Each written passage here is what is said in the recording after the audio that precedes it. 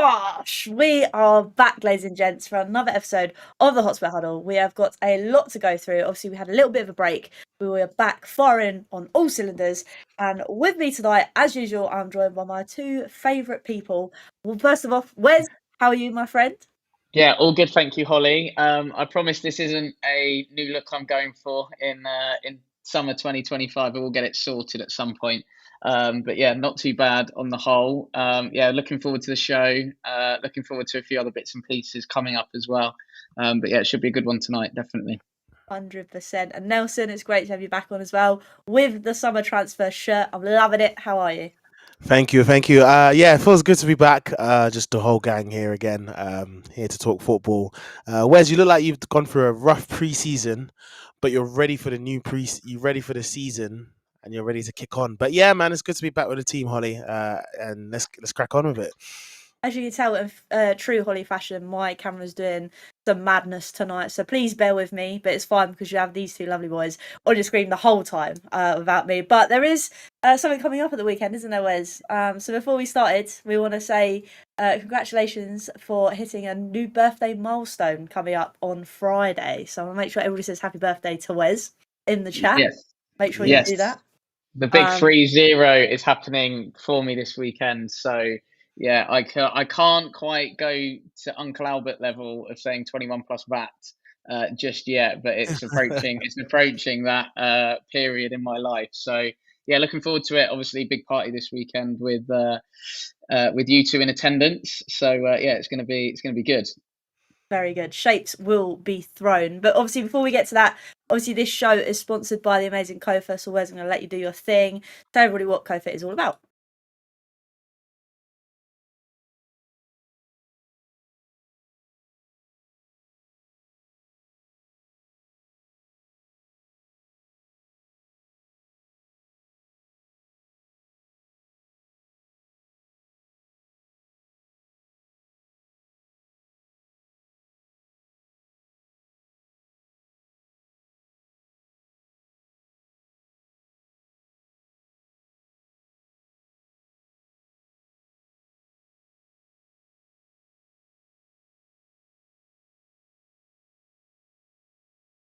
Oh, yes. Make sure you go check out Kofa on all your socials. But without further ado, let's kind of get into it. And Wes, I'm going to come back to you again because obviously there was a bit of news that broke while we were off, and that was the fact that Ange Postecoglou got sacked from Tottenham. So, what have you made of it? Yeah, I feel a little bit like Alistair Gold because every time Ali Gold takes a day off, there's something that happens with Spurs. So yeah, with Ange, I think the more it got effectively closer to his sacking, and the more stuff I was seeing, the more I wanted him to be given the opportunity to kind of take us into season three. Because obviously, as he mentioned, season three is usually better than season two. And yeah, I just kind of feel like we'll only know if it's a good appointment based off who we get in, who we get in next. But I think the football club now are at a serious crossroads in terms of what direction do they want to go in, and what direction do the hierarchy want us to go down. What do they want the football club to almost be perceived as? So if you look at, for example, the other clubs sort of within the big six, it's like, well, City are renowned for winning. Chelsea have a history, especially in the last 20 years or so, of winning. You've got Arsenal, who have notoriously played really good football, have a history of winning. Obviously, that's dried up in the last few years, etc., etc. Manchester United have got a rich history of winning. Liverpool have a history of winning, and then it's Tottenham, who don't necessarily have that winning history.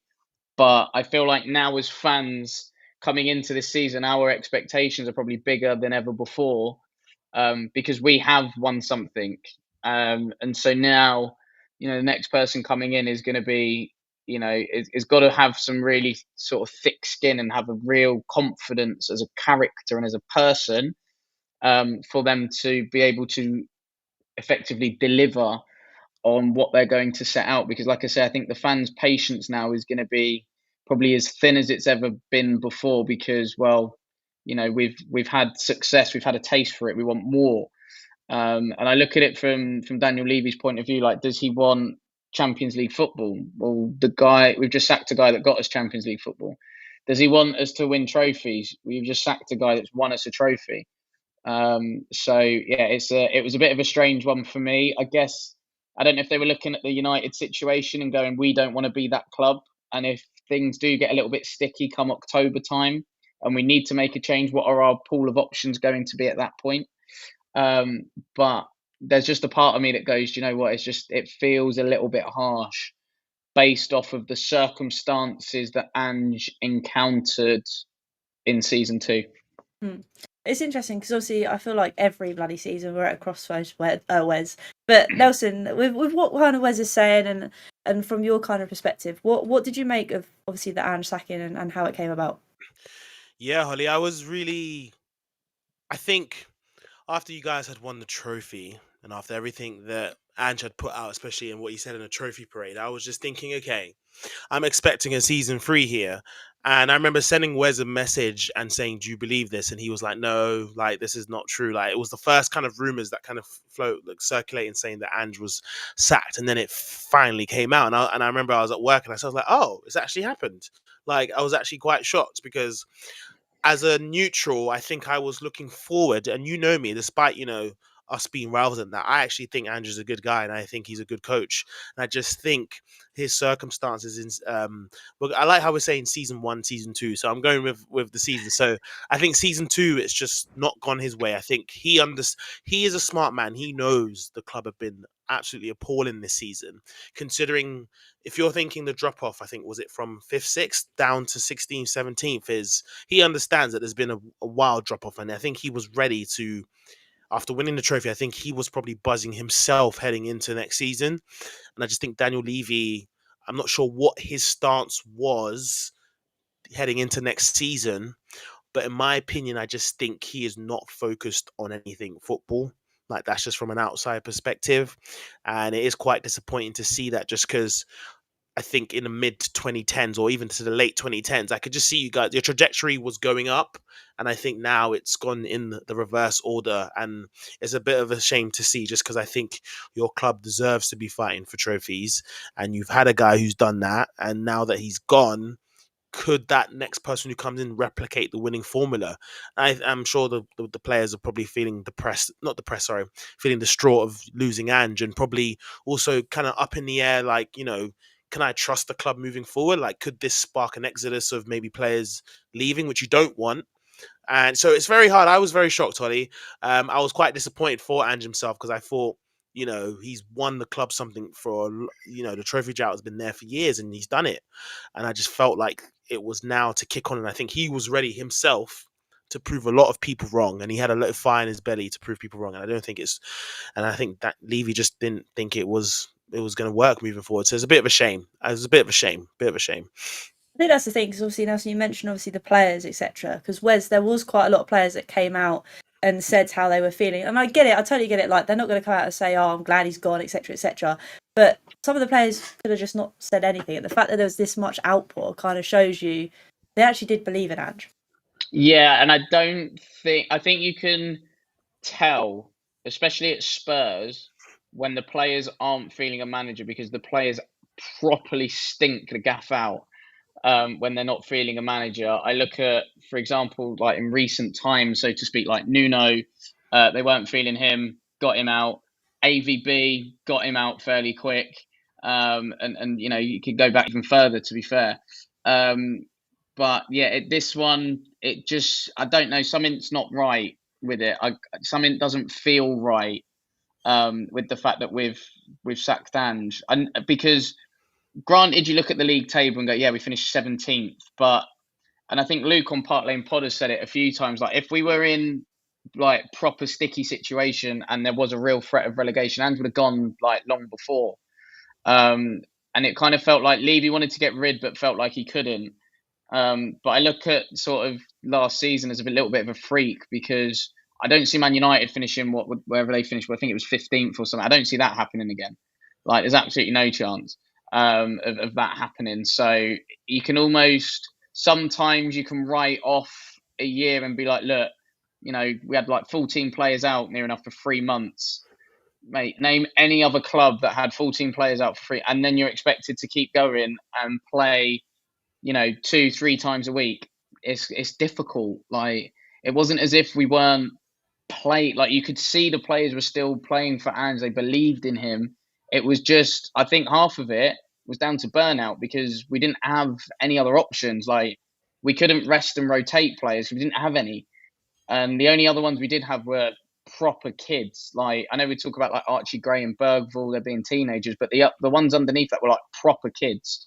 No first team, no senior experience, like whatsoever.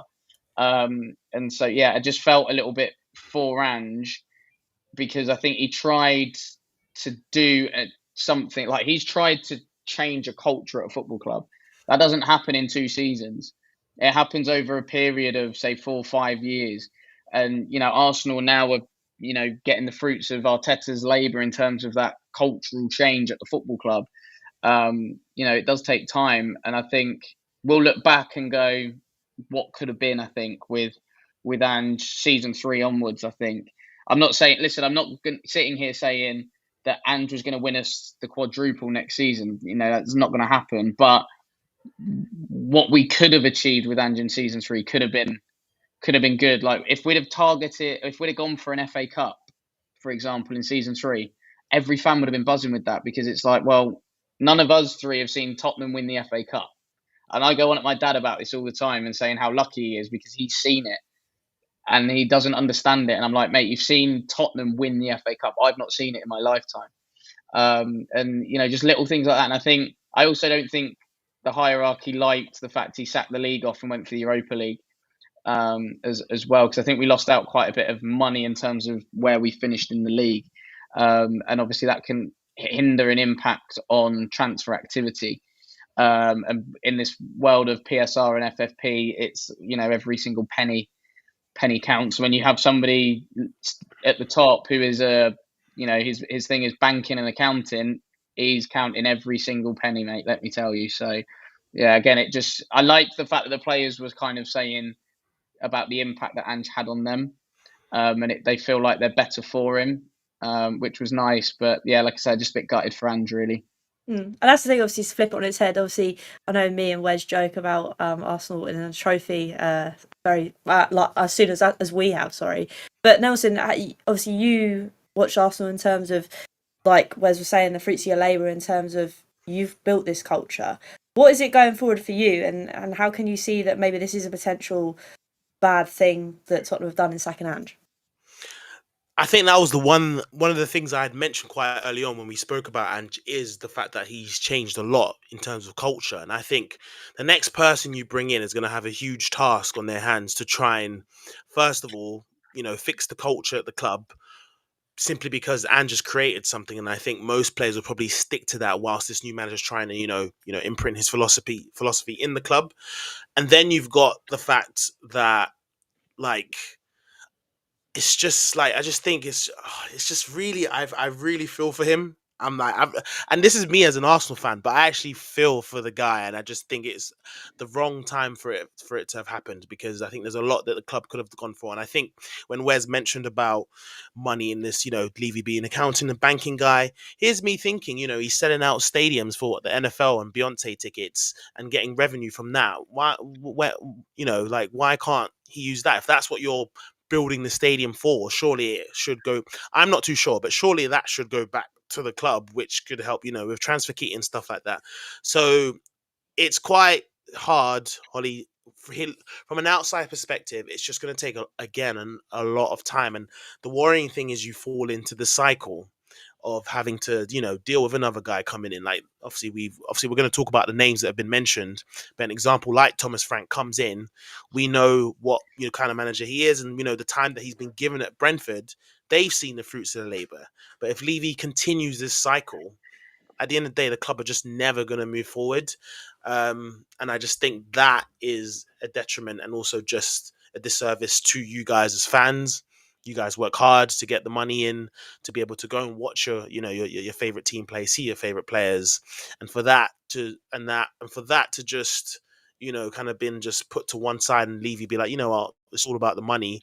For me, it's disgusting. Like, I just think it's just, and now, like, again, from an Arsenal perspective, I just feel sorry that you guys are now having to deal with that. Like, it's different now, obviously bantering about, trophies and stuff, but when you're talking about football and what it means to people and what they love to watch, it's just very difficult to kind of see what's going on at Tottenham, just because I think that clearly the guy is not focused on anything football right now.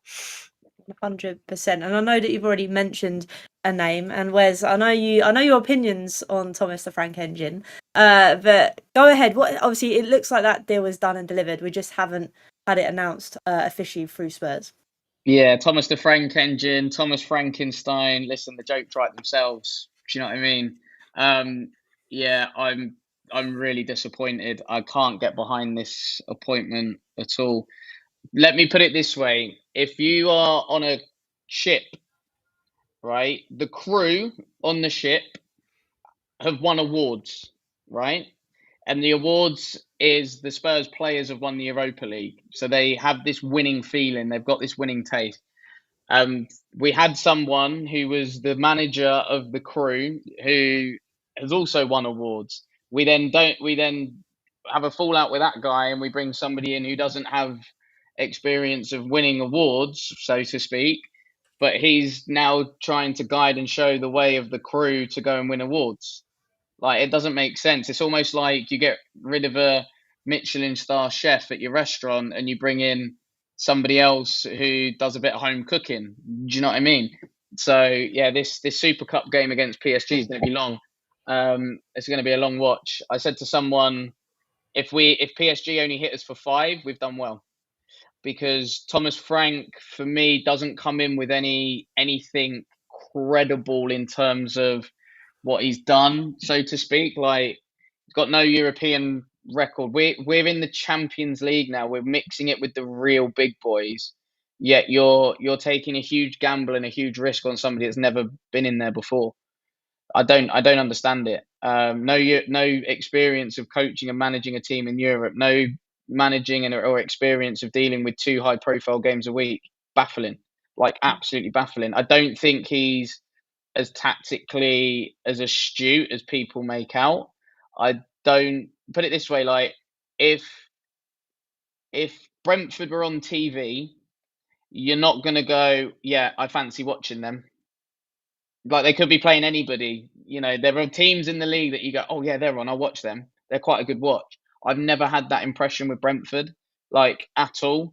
In the time that Thomas Frank has been there, everybody's going on about different clips and how well he comes across on Monday Night Football. Mate, Gary O'Neill and Russell Martin came across well on Monday Night Football, and they both got the sack. Do you know, everybody comes across well when they are interviewed. Firstly, because they really have to. They're putting themselves effectively in a shop window. But secondly, as normal folk, so to speak, we don't get to see the insights on a daily basis. So when somebody does give us that little bit of something, we go, cool, that was good, wasn't it? Well, yeah, because we're not used to it. We don't see it every day.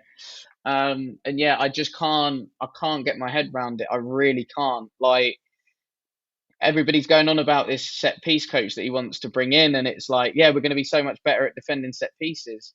We conceded the same amount of goals as Arsenal the season just finished from set pieces, which was 12. Wolves, I think, conceded over 20. But yet Spurs are terrible at defending set pieces. But I don't hear anything else about Arsenal. Or Arsenal are lauded for their set pieces, yet they conceded 12, same as us. Yet we're battered for it. It's just, I don't get it. I'm not a fan of how his teams play either. Like, it's not one of them where I'm going, yeah, because he plays in this way and he has these principles that will fit our personnel that we have right now. It's not a good fit at all. It's, for me, it screams Nuno 2.0, because when these players don't believe in a manager, they get rid. Or if the managers just had them, and they disagree, they're going to get him gone. And for me personally, my choice, if we were to sack Ange, would have been Glasner, because principally the way Glasner's set up Crystal Palace and Frankfurt is similar to how we played under Pochettino and how we played under Ange. There's just a little bit. Especially between Glasner and Ange, there's a little bit more of defensive security in there, but principally in terms of both managers and their principles of play, very similar. Can we win the ball back high up the pitch? When we win it, can we play forwards quickly? You know, our running stats are quite high. I know Palace take a while to get going, but when they do get going, I think everybody was lauding them towards the end of the season. Obviously, they picked up a trophy as well. But yeah, for me, Glasner would have been the one. Also, he comes in with that little bit of aura about him. Like, yeah, he look at what he achieved at Frankfurt, getting them consistently into Europe, kind of out of nowhere, really. You know, winning the Europa League. He's won an FA Cup with Palace, mate. Palace won Jack, and he's picked up a pot with them. Like, come on, you look at the job he did with players that he's got in as well. Like, they sold Joachim Andersen, who was a key figure in that back line, to Fulham, and people were questioning what's going to happen to Palace defensively. He's brought in Maxime Lacroix, a player that he knows from the Bundesliga. Nobody has spoken about Joachim Andersen leaving. They sold Elise, and yes, Elise has been tearing it up in the Bundesliga, but he's brought in Ismail Assar, and again, nobody's talking about Palace missing Michael Elise. Goes to show the job that he's done. He had Adam Wharton, and everybody knows my thoughts on Adam Wharton, probably the most technically gifted number 6 profile midfielder that England have, probably since Michael Carrick. So yeah, I just think the way he gets his teams playing, the way he gets them set up, mate, he's got Munoz running like a Duracell battery, for Christ's sake. Do you know what I mean? Like, again, he was a bit of I wouldn't say a nobody, but he was just like a steady player. All of a sudden, he's flying for club and country as well. So I can't get my head around it with Thomas Frank. I really can't. He's just one of them guys that doesn't come across well in interview for me, when it's like, well, I've heard this from every other manager. But because you're Danish, you kind of get away with it a little bit because you've got a nice little accent. But yeah, I'd rather like anybody else, mate. Give me Warnock, Pulis, Big Sam. At least you know what you're going to expect, because it's very similar. Like, don't mess about with it at the back. If you can get away with it and play in the middle, and then in the front third, final third, go and express yourself. But the 3 managers that I just mentioned there are all classed as dinosaurs. But like, maybe because Thomas Frank's Danish and he likes a bloody pastry or something, I don't know. Yeah, I can't, and I don't think he's better than Ange either. Like, Ange was unbeaten against him, so I don't know what Levy's seen in them games where he's gone, do you know what, I actually like this guy. And then everybody talks about the data analysis and the recruitment side of things, with how Brentford recruit. Yeah, but Thomas Frank was part of the group that came in initially and set it all up, so he's gonna have, you know, his fingers on the pulse in that respect, because he was part of the collective group that came in the first place, when they were talking about algorithms and data, and they've gone data driven. But yeah, I think Lange has sorted his mate out a cushy little job. So yeah, I can't get behind it. I won't get behind it. So yeah, if I go to support Spurs, it's for the players out on the pitch, not for the guy in the dugout. But I have a feeling I'm going to get bored very quickly and very easily. Oh, I just want to say, Wes is very much close to being 30, so I feel like the negative vibes are coming out tonight. Jesus Christ, Wes. I was thinking to myself, you're normally quite positive, and tonight you've just gone boom, straight to the wall. Do you know what I mean? Like, tell me one good reason why Thomas Frank deserves to be Tottenham manager. No, so I'm going to let you fire this one. Literally, last season he finished 16th and a point better off. So 1 place and 1 point better off than where we finished the season just finished. First of all, I've never seen Wes like this. It could be the fact that he's turning, the big 3-0, just letting off that last bit of steam. But I trust Wes and his analysis simply because he understands the coaching side of it. So for him to say that Thomas Frank doesn't fit principally the tactics that Ange and Glasner bring compared to what similar to what Pochettino had, I agree with him. I just think Thomas the Frank. I was about to say Thomas the Frank. Frank engine. That is just legit. No, I just think I was very surprised when he was the final. I felt like it was rushed, considering that the season's now finished and you sacked Ange. I get it. You probably want to bring someone in just before, the start of preseason. I understand that. But I think they could have probably taken a bit more time to, go a bit aggressive and find somebody else that, in my opinion, should have just ticked the criteria of just having experience of winning. That was it. In my opinion, if you bring someone in that can win, then they have an opportunity to potentially, change any other thing within the culture. But obviously, you have to look at, a manager, how he recruits and what he brings tactically. There's all that now in today's game, which is a bit of a shame.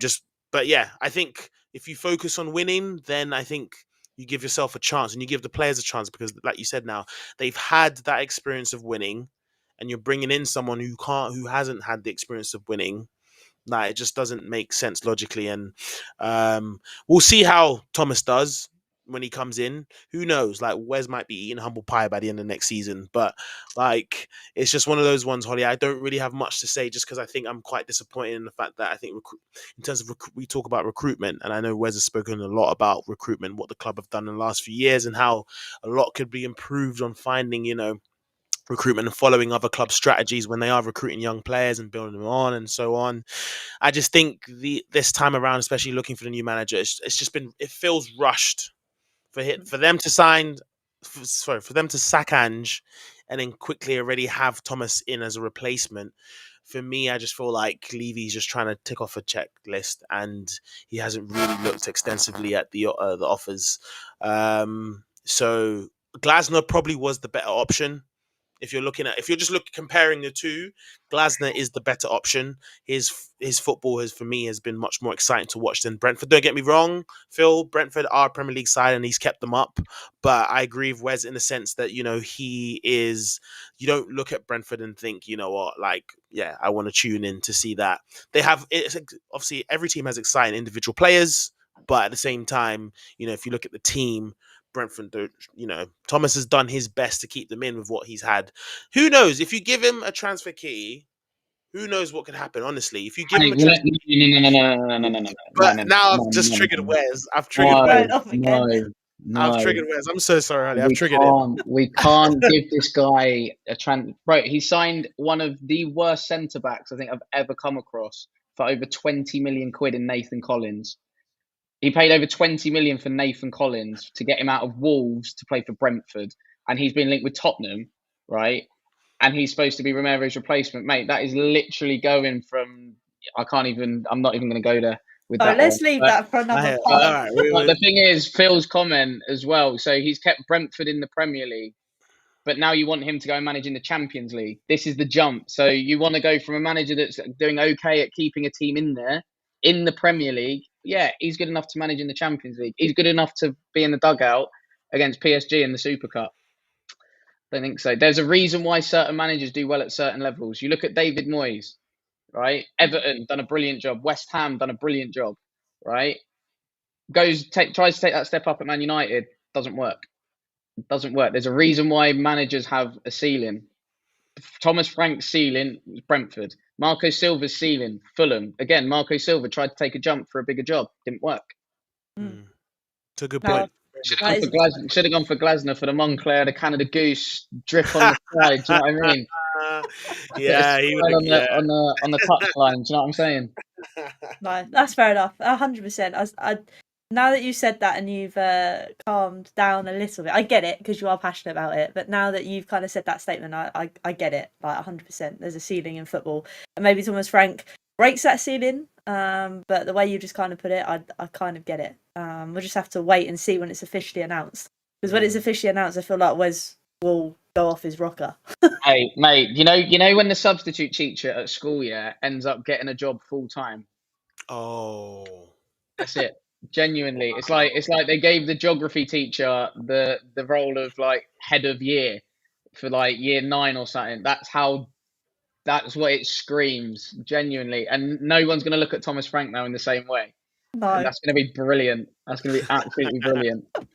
Oh dear. Well, we'll move manager chat on because I want to talk about something else, Nelson, and I'll come to you because obviously it was today or yesterday Arsenal announced that every single Arsenal women's game will be played at the Emirates. So I know we talk about women's football quite a lot on the pod, but how great is that for the women's game? Yeah, it's amazing. you know how much I love going to watch the games, and I'm a season ticket holder at the club. And for me to be able to go and watch, all the WSL games at the stadium again, for me, I'm just very proud of my club for what we've done for women's football. In my opinion, I think what we've done and pushed women's football at the forefront, especially here in England, has been very inspiring. And we've obviously had some legendary players, but I mean, when you had mentioned that, Holly, I was like, I thought we did that last season, but I remembered that some of the games as well were played at Boreham Wood. So for it to finally be announced, I think most of the fans expected that. I know Leicester and Aston Villa last year were one of the few clubs as well to actually have all their games at WSL. So it's just nice to see that. I know Everton Women's are at Goodison Park. So it's just amazing to see that now for women's football, for huge attendances to turn out and watch quality football. Let's get it straight. It's quality football, okay? Because I just hate having this debate and argument with people that think because it's the women's game, there's no quality involved. Like, they don't watch it. Football is watched with the eyes. It's a quality game of football. So it's really great to see, Holly. And long may it continue. Long may it continue. Definitely. Do you think, I know you said you mentioned obviously Everton, do you think any other clubs will follow in this footsteps, or do you think it's going to take a little bit more time for other kind of teams to follow? I think it'll take some time for other teams to fly. I know we know about one owner already who doesn't see their women's team as even, and he just doesn't see them existing. So I hope United fix their situation, just because I think, unfortunately for that women's team, there's a lot of top players that have left the club because of probably how the club has been ran. And we've seen, I think this season, the WSL are getting their first independent team in London City Lionesses. And I've been a big fan of them because they've been one of the few clubs who've disbanded. I'm not sure if they disbanded from an original men's club, but I know they are their own independent club. And to see that in the WSL, I think is great. So if I was United Women's, I'd sack Radcliffe and just go, you know what? Let's create our own team, because there's a lot that could be done there. But yeah, I think it's again, I'm just very happy for this to continue. I don't know if any other club is going to go for it this season, but I think it's a nice trend. I think that's what I'm trying to say. The trend for clubs to do this and take the risk shows that the women's football is going in the right direction. 100%. And like I say, it's been a long time coming. I remember being younger, and obviously I was quite fortunate to play in a women's team, but I know before me there wasn't really many women's teams about. It was more playing with the boys, etc. So it is great to see. Hope it carries on. But we're going to talk about transfers now. Wes, there's one team that have been doing a bit of a madness in this first stint of this transfer window, and that is City. What have you made of some of their signings? Yeah, I think obviously signing another real MVP and Marcus Bettinelli was a great move, because the one of the real MVPs of the Premier League and of football over the last 6 years, Scott Carson, announced that he was leaving Man City. What was it? 6 years, 11 trophies, one best job in the world he's got, mate. Honestly. So yeah, I think obviously the other players that City have bought, the ones that everybody will probably know about, this is what happens when you have a season that people are not happy with and you want to fix it. You get it done, you get your stuff done, you get your house in order pretty quick. They've identified Ryan Aït-Nouri because they knew they needed something at left back, and obviously he's the one that fits the profile. There, Tiani Reinders, bowler. Get to know about Tiani Reinders. He's more likely, I would argue, to replace Gundogan than maybe De Bruyne. But the player that's coming in to effectively replace De Bruyne, Rayan Cherki. But before Rayan Cherki, there was Hossim Aouar and Nabil Fekir. They walked before he could run. And Cherki has had this talent and this ability in particular for a long period of time.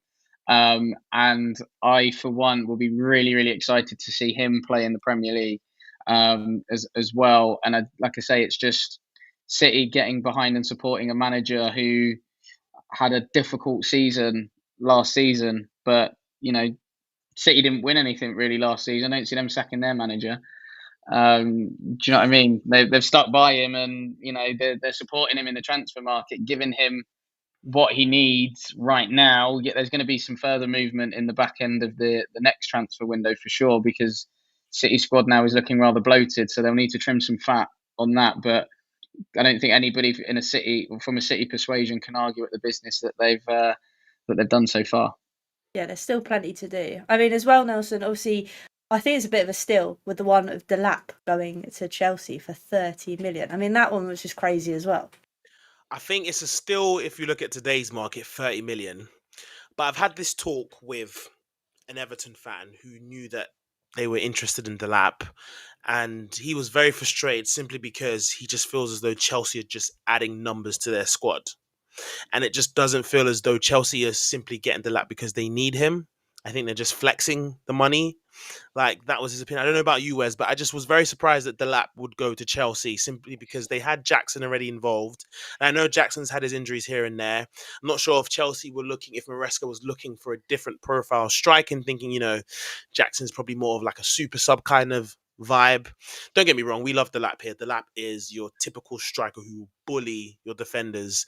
And for me, I thought like he would have benefited for a side like you guys or even Everton who needed like an extra kind of extra. And Delap is underrated in terms of his ball carrying ability as well. He has that. He's got a bit of pace in him. Gives me Harry Kane vibes, if I'm being honest. And like that's for me, that's big to say, but like the way you've probably seen him play, especially he's done great for Ipswich last season, and I think everyone could tell that he was probably probably the one player in the team that was going to get the move. So for him to go to Chelsea, it's a steal, Holly, in today's market. I just don't know whether or not Chelsea needed him. That's my take on it. I feel like Delap probably could have flourished better at a club that plays you once a week, because I think he's ready for that step up to probably play 2 times a week. But now that Chelsea in the Europa League, obviously you can rotate. I don't think Delap will get as many opportunities as he thinks. But sometimes, players go and secure the bag, and he's probably gone and done that at Chelsea. So it's a bit disappointing for me as a fan of Delap. I was hoping that he'd make that step up maybe to more of a mid-table side, then maybe make the jump to that top 6 side. But it's a steal. Absolutely still in today's market. 30 million for a quality like that, yeah, still. Definitely. And that's the thing. It's funny you mention it because it is like they're kind of stockpiling players, like you said, to stop other teams from kind of getting them. But obviously, the transfer window has slammed shut for a little bit. They're going to have Wes's birthday and it's going to reopen again. So, Wes, for your 30th birthday, who do you want to come to Spurs? The first signing you want through the door? Oliver Glasner instead of Thomas Frank would be great. But player-wise, I need Adam Wharton at Tottenham. I really do. I don't care how much it costs. We are crying out for a 6. And Adam Wharton is probably the best that we could probably get in that sense. Everybody knows my thoughts on him as a footballer and his ability and everything else. I think he's that good. He could play for City, and he would be unbelievable in a Pep team as well. Like truly world class in a Pep team, because the way he goes about his business as well. It's not like he goes around and just smashes and nails people. He's quite clever. I think tactically it'd really suit a Pep team. So yeah, I think there's a lot to do for Spurs. But I think priority position is probably the fullbacks. A 6. I think a 6 is probably the one big to begin with. Maybe a wide player because I don't want to watch Brennan Johnson too much if I can help it. Because if you watch football, as Nelson said earlier, if you watch football with your eyes, you'll realise he's a terrible footballer, but stat padded last season like you wouldn't believe. So someone will go, yeah, but he scored 16 goals. Yes, but okay, I watch football with my eyes and my eyes don't lie to me. If I'm a scout and I watch Brennan Johnson for 90 minutes, I'm not going to recommend that my club signs him. That's the difference. So yeah, I think Adam Wharton is the name that screams out to me straight away. I don't think it's achievable, unfortunately, especially if Palace get in Europe. But yeah, if I was to nail my hat on one person only, bring me that northern Sergio Busquets. And the Blackburn Busquets, bring me the Blackburn Busquets, please. Bez, no, I rate that. I appreciate it. And Nelson, for you, one player you want to come through the door at Arsenal? We need a striker, and I've seen this debate about who to get.